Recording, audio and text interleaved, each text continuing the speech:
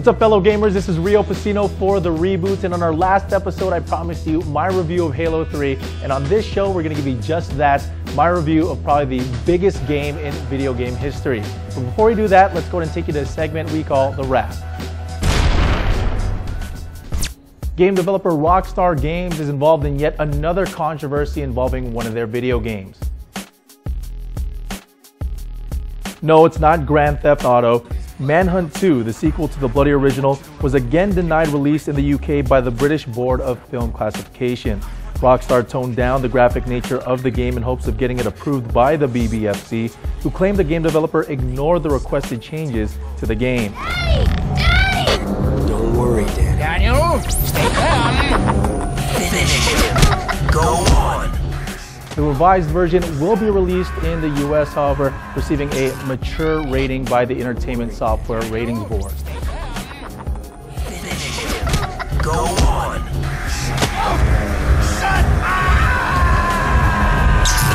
All you Sony PlayStation 3 owners out there who play their old PS2 games on the console received some bad news as Sony announced that they are no longer supporting backward compatibility with the console. Sony says backwards compatibility is, quote, less important now than when we launched. The company now wants to devote its resources to the future of PlayStation gaming, basically saying they don't want to support their crappy PS2 games on the PS3. The rumors are true. 2 free games are going to be bundled with the Xbox 360 coming this holiday season. Forza Motorsports and Marvel Ultimate Alliance will be included with the Xbox Elite and Xbox Pro by the end of October. Now, Microsoft isn't the only one preparing for the Christmas shopping season. Rumors are circulating that Sony will soon be announcing the release of a $400 40GB Sony PlayStation 3. First Burger King, now Toyota is pimping out its products on Xbox Live.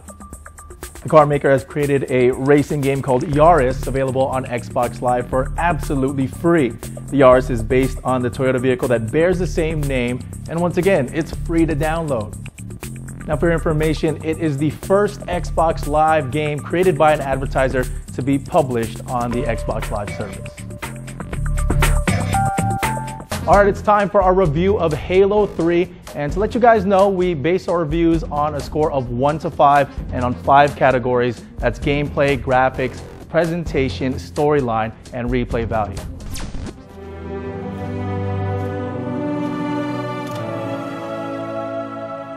I know you, your past, your future.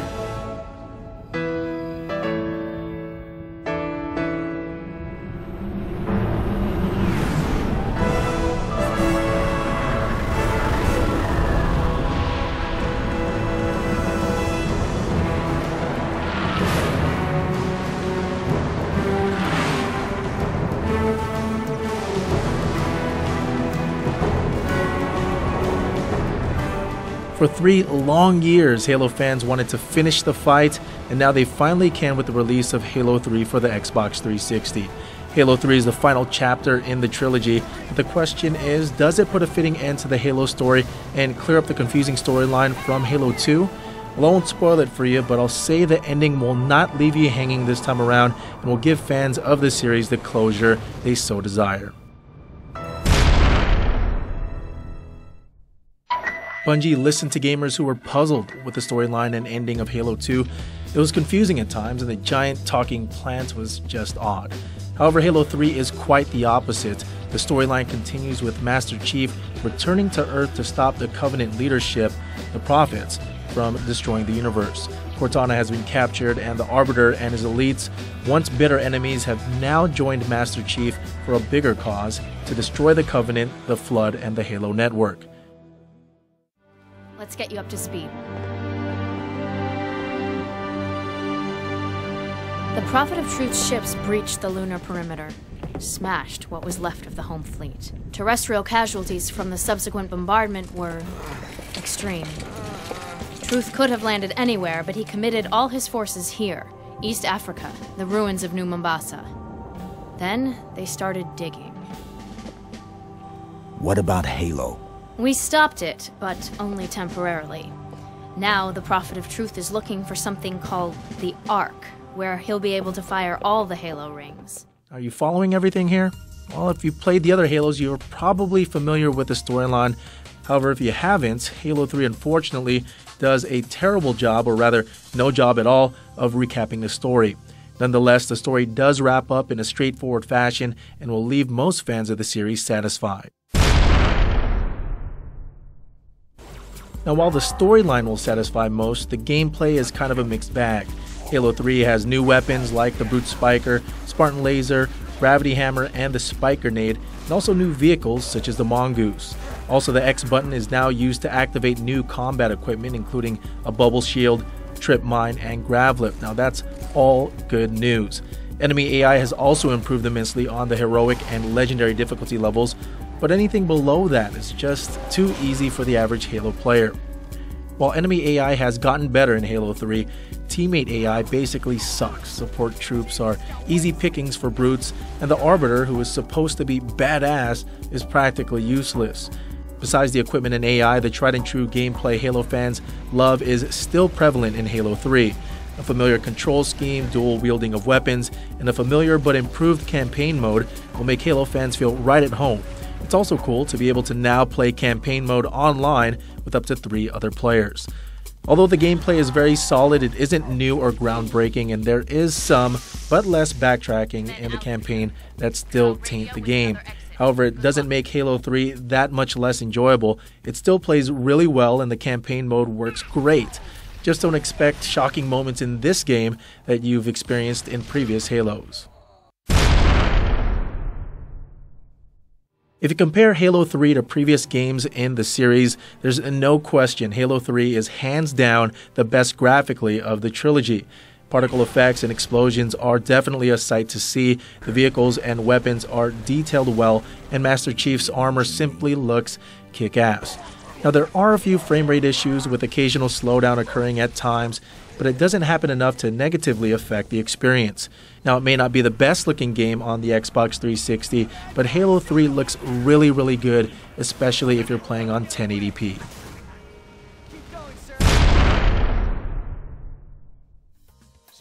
Now, this is where Halo 3 really shines. The Halo theme and the game music flow perfectly with the storyline and sound majestic in surround sound.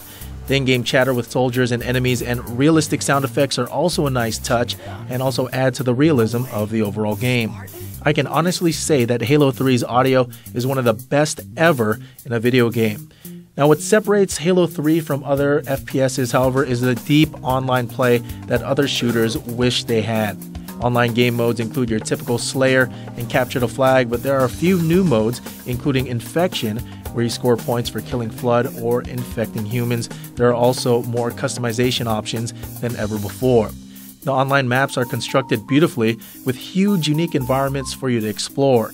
Fight in the sand-trapped deserts, leap around the towers of Construct, or take it back to the old school and fight in a 360 remake of Zanzibar, now called Last Resort. Unlike previous Halos, every one of Halo 3's maps are distinctively different in a good way. 2 new game modes, Forge and Theater, make it on Halo 3. At first glance, one would think these new features aren't much, but in reality, they add to the fun factor of the game. The Forge is a map editor that allows you to add, delete, or destroy objects present on any multiplayer map. You can manipulate objects around you, including vehicle placement, weapons, map objectives, and more. However, you can't go crazy with it as you are assigned a budget for adding items to each map.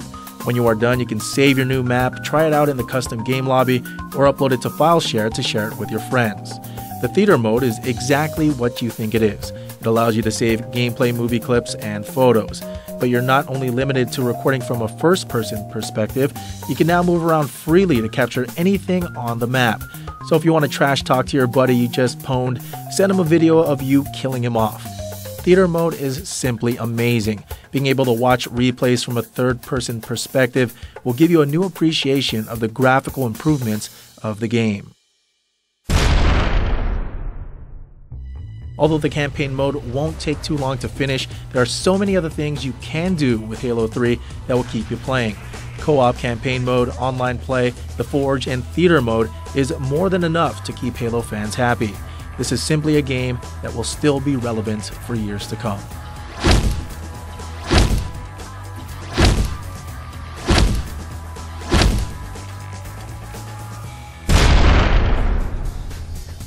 So that's a review of Halo 3. If you enjoyed it, make sure to leave a comment on this site. If you didn't like it, make sure to leave your comments as well.